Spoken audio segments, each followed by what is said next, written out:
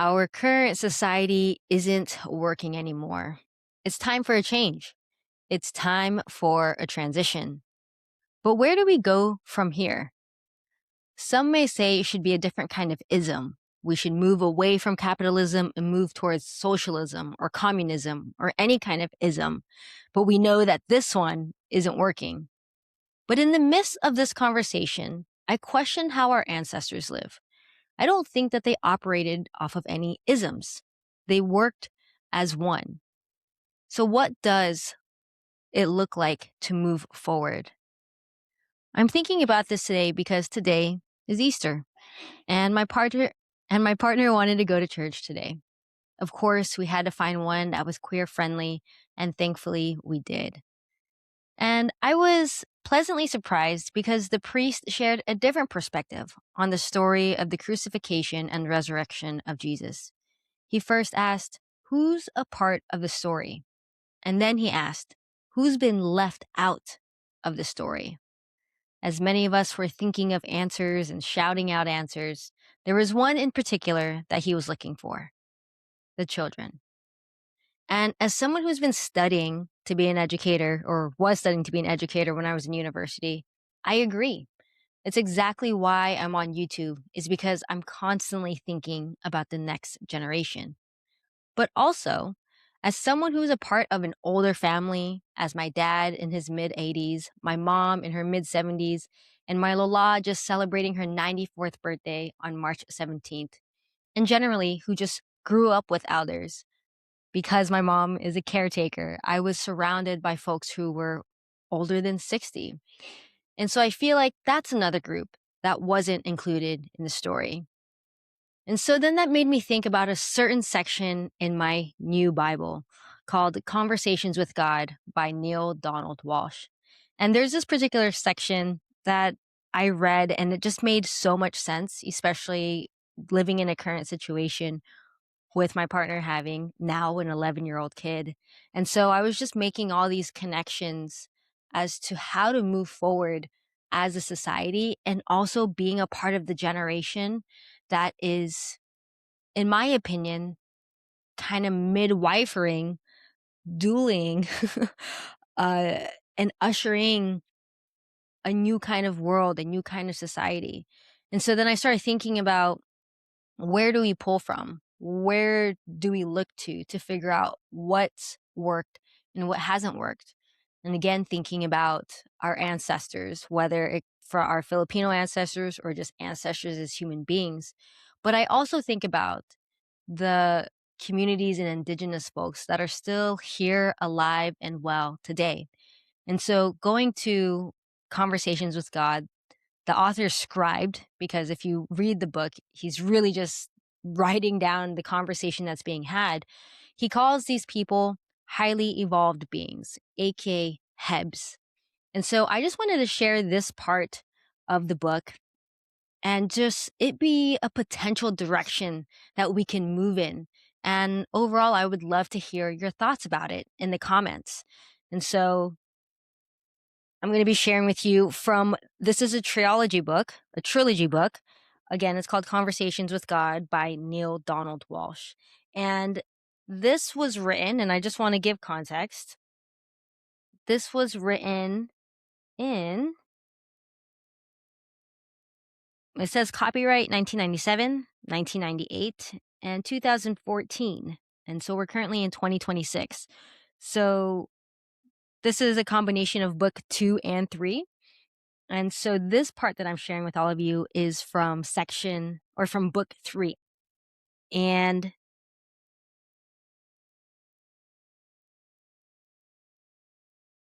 yeah, again, as someone who is an educator, who's online, who's using YouTube, using this tool and wanting to share the potentialities of a direction that we can collaborate with each other and go in, what I really appreciated about this book was talking about not there being a right or wrong, a black and white, a this or that. It was just asking us to observe what's working and what's not working. And so, as we are in the current midst of everything that's happening right now, I think it's fair to say our current society is not working. And so, again, given the fact that this was written over 10 years ago, over 20 years ago, you might be thinking, sure, like this is like no duh. no no shit, Sherlock. But also at the same time, some of us are probably questioning, how do we move forward? So again, this is just a potential direction, and I'm sharing this with you because it resonates with me, and it's something that I want to be reminded of when it comes to creating any kind of curriculum, creating any kind of gathering, creating any kind of groups, and having an understanding of where I'm coming from. If there's people out there that would want to collaborate with me in moving in this direction, and recognizing, it may change if you come up with a better idea. But for me, recognizing that we have to look back as to what has worked, and what hasn't worked. And I think for me, this is something that could potentially work. So again, let's go ahead and get into it. This is book 3, and this chapter is called Embracing the Love of the Universe. And so again, it's in a conversational context. So the author will ask a question, and God, source, infinite intelligence, universe, whatever you want to call it, answers back to them. And then the author is describing it. And so it asks, and again, remember, HEB, a Heb, is a highly evolved being. So it says, what he asks, where does a Heb learn all this stuff? In school? And then source answers, there is no school system. In a Heb society, merely a process of education by which offspring are reminded of what's so and what works. Offspring are raised by elders, not by those who conceive them, though they are not necessarily separated from their parents during the process, who may be with them whenever they wish and spend as much time with them as they choose. And so I just want to stop that right there.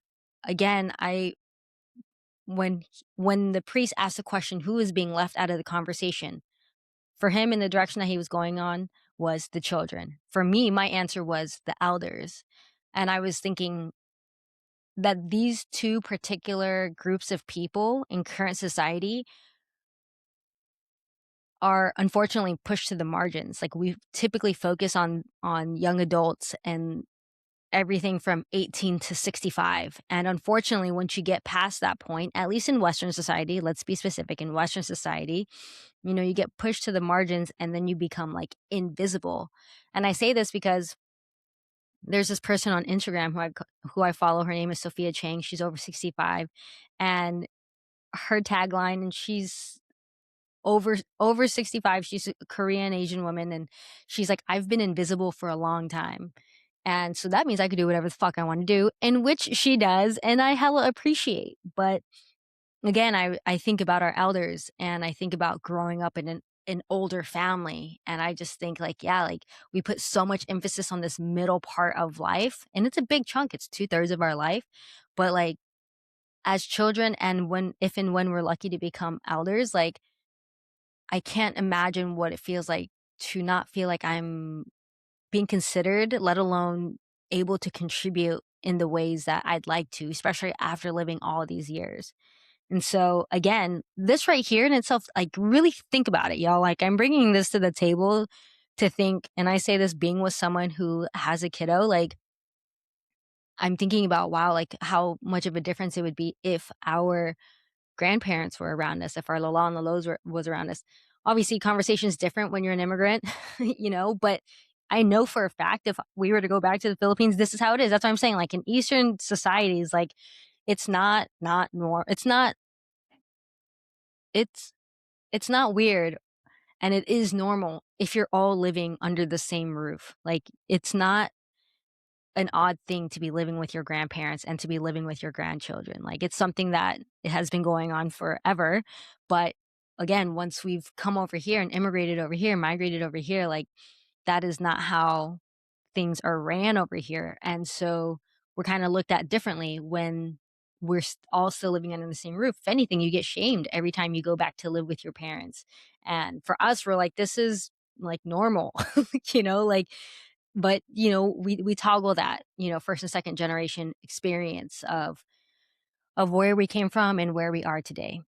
Nonetheless, let's continue.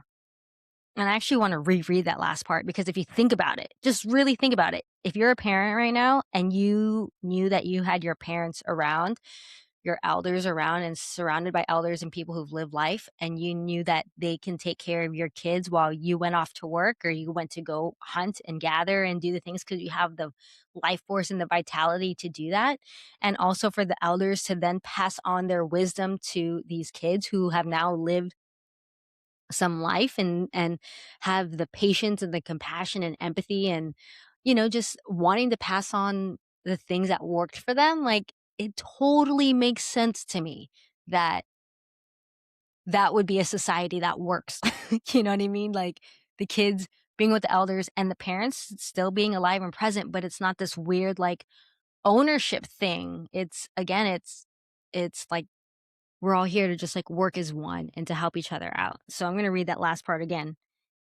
So there is no school system in a Heb society. It's merely a process of education by which offspring are reminded, again, reminded, as opposed to an educational system where like taught and forced to memorize things, but to be reminded of what's so and of what works. What works? You know what works? I'm going to bring it again. Drinking water works. And let's be real, some of these kids ain't drinking enough water. Getting enough sleep works. Eating the right foods, not right, but the best foods, nutritious food works. Getting exercise works. Being in nature works. Okay. So those are the things that, fortunately, when you're in bigger cities, you have to work extra hard for, which is ridiculous. And that's a completely different conversation. Offspring are raised by elders, not by those who conceive them, though they are not necessarily separated from their parents during the process, who may be with them whenever they wish and spend as much time with them as they choose. In what you would call school, actually, parentheses, best translated as learning time, end parentheses, offspring set their own curriculum, choosing which skills they would like to acquire rather than being told what they're going to have to learn. Motivation is thus at its highest level, and life skills are acquired quickly, easily, and joyfully. That in itself, imagine if children got to choose their own curriculum. Again, I'm sure there's a lot of parents who want to homeschool their children, and that's the case. Hard to homeschool them if their elders are not involved, or their parents or whoever is not involved.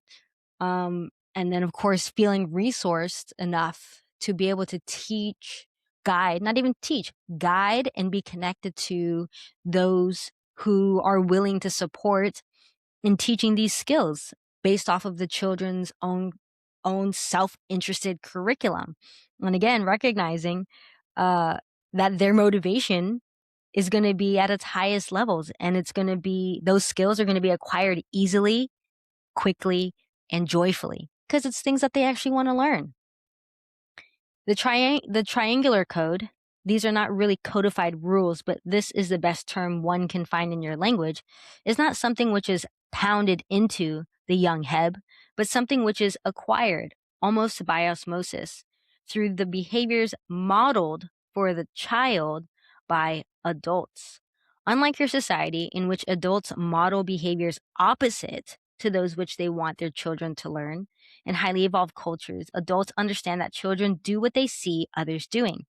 It would never occur to Hebs to place their offspring for many hours in front of a device that shows pictures of behaviors they'd like their offspring to avoid.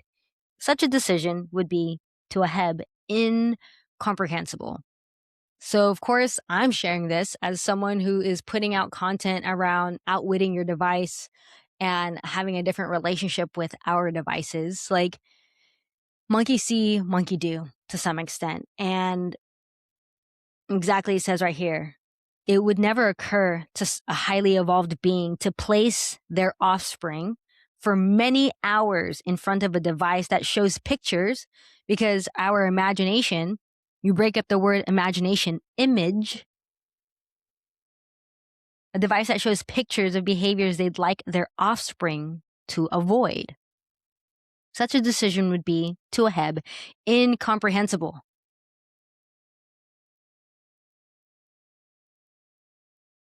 It would be equally incomprehensible if a Heb did do this to then deny that the pictures had nothing to do with their offspring's suddenly aberrant behaviors.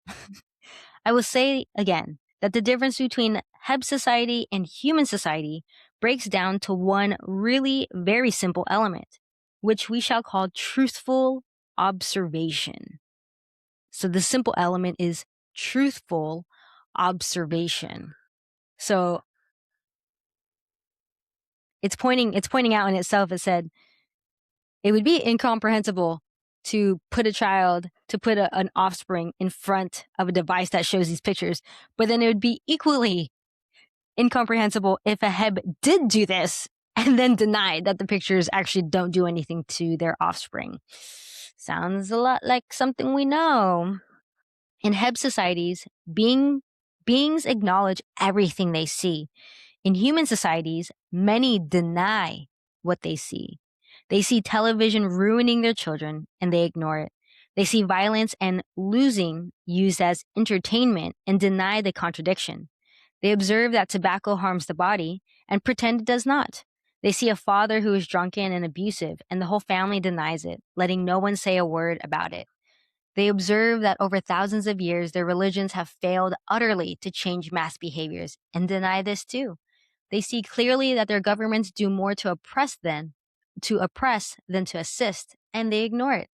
They see a healthcare system that is really a disease care system, depending or spending 1/10 of its resources on preventing disease and 9/10 on managing it, and deny that profit motive is what stops any real progress on educating people on how to act and eat and live in a way which promotes good health. They see that eating the flesh of animals that have been slaughtered after being force fed chemical laden foods is not doing their health any good, yet they deny what they see. The author then says, they do more than that. They try to sue talk show hosts who dare to even discuss the subject. There's a wonderful book that explores this whole food topic with exquisite insight. It's called Diet for a New America by John Robbins. And then source answers, people will read that book and deny. Deny that it makes any sense. And that is the point. Much of your race lives in denial. They deny not just the painful, obvious observations of everyone around them, but the observations of their own eyes. They deny their personal feelings and eventually their own truth. Highly evolved beings, which some of you are becoming, deny nothing. They observe what's so, they see clearly what works, and using these simple tools, life becomes simple. The process is honored. I know, that's a lot to take in. And it's almost, right? 10 years old, 15 years old. It's almost obvious. But I think a bigger question here is, what are we denying? What are we denying what's actually happening in front of us? And, it's really easy to be like, well, duh, Sherlock. Like, obviously, everything that's going on in the world, it's hard to deny that. I mean, at this point, it's so loud that things are not working that we can't deny it any longer. But I think, you know, for a long time when I was younger, I had this like motive to some extent to want to change the world. I think a lot of young people did. And it's admirable and sweet and innocent and cute and um it's all those feelings. But then I grew up a little bit and I realized that, at least for now, uh when I said that I wanted to change the world, when I said that I wanted to change the world, that was something outside of me. And now I'm at a point, well, if I want to change the world, I got to change myself. And, I'm at a point where like it's not even about like changing the whole world. Like, I would say now more than ever is possible because of this beautiful thing called the internet and YouTube. But even then, I even say like, if I want to see a change, I have to ask myself what I need to change in myself. And so that I can experience my current reality as I would like to. Like, I have gotten to a point where I can't even see past my own neighborhood anymore because it it's so close. It's our neighbors, maybe you're like, "Oh, like you just got from church." You know what I mean? Like, of course, but like it's that fucking simple. Like, I can't deny that I don't even know my neighbors, and I'm out here trying to say I'm gonna change the world. Like, what if I just started right here at home? Literally right here at home, like literally having, co-living with an 11-year-old kid. How can I support in them creating their own self-interested curriculum and have them learn the skills that they actually wanna learn and that they're actually gonna enjoy? And how can I have the patience in finding these resources or connecting them to people who are willing to teach that and share that amongst them? Like, I'm just thinking, obviously, like right now, 2026, like the ism that we're currently living in isn't working, and that's the part that I'm starting to think, okay, we know this isn't working. So what does that look like for me and my family? What can I do? What am I in control of? What actions can I take to start small and to start at home and to see how that plays in my own life, and then it also then is mirrored to life outside of me. And I think, to be honest, that has been the hardest, wisdom, knowledge, information to actually chew on, is to realize like out there isn't working. But I also have to ask, like, what's not working in here either? And so, again, that's my question for all of you. My question for all of you is, if you have young people in your life, if you have old people in your life, um, for me, how can we bring them back into the conversation? How can we bring them back into the story? How can we move towards being one? And so, like, I think I'm like, where like, the other day, I was at a coffee shop the other day, and I saw a couple of elders that were friends. I was like, "Hey, where do y'all hang out at?" And, like, even themselves are just like they're, like, at the YMCA down the street. I'm like, "Gosh," like, ah, it cannot be this difficult to find people to, like, do life with, and I can't help but think it's because of this particular ism. I think about this ism, and this is the areas that you can live in and what you can afford, and this is what your skills and what you have to offer. This is how valuable it is and how it contributes to this particular ism and this particular system. And yeah, it's just not working. So my question for all of you is, what do you think about that? That's my proposal. That's something that I think would be working if we were to work as one together, and having kiddos like choose their own curriculum and being connected to each other again, and we teach connect them to the people for them to learn the skills and for them to be motivated to learn those skills. Yeah, I think, but it goes into the conversation is like, will those skills be valuable according to the ism that you're living in? Well, we see that the ism is not working. So yeah, my question for you is, what are your thoughts around what's working and what's not working? What do you think is working, currently working? What do you think is not working? And my biggest thing is, but what's your proposal? Like, what do you suggest would be a step to go in the right direction? And maybe, this is one of my favorite questions. My question is, if you were the leader of the neighborhood, or if you were the leader of this particular section, whatever, what would be the three things that would be first on your agenda to move towards a new kind of society? So I would love to hear your answers below. Choose what you will if you want to, whichever feels most inclined to you. If you want to answer that one, if that's easier to give us three, if you've already been thinking about it, I'd love to hear it. Or what you think is working and not working, and what you propose to go forward. So, yeah, I think we're living during very interesting times. I think that if we are alive today, that there's a level of there's a level of responsibility with it, and just, life is going to continue as they go, but man, if we're a part of it right now, and that we have choice and agency, um to change, to create conscious evolution. And so I think we can talk all day about what's not working and complaining about it, and um yeah, and just looking outside of ourselves to change things. But for me, I'm at the point, I'm like, okay, but what can I do?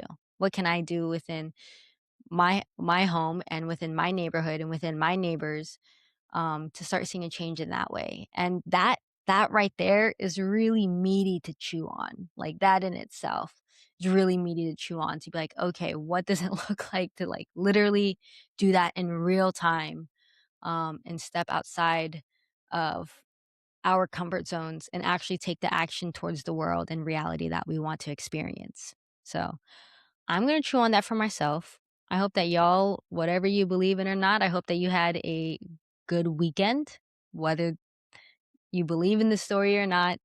Um, I think at the end of the day, the bigger question, what the priest was saying, who's being left out of the story?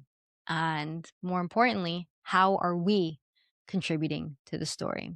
So chew on that for a bit. I would love to hear it in the comments. And yeah, if you want to get to know me more, I'll put some links below, and we can continue our relationship off of YouTube, and further this conversation. Because to be completely honest, I'm very much wanting to be in alignment and community with people that are thinking about how we can create a new kind of society, a new kind of world, a new kind of living situation, because this isn't working.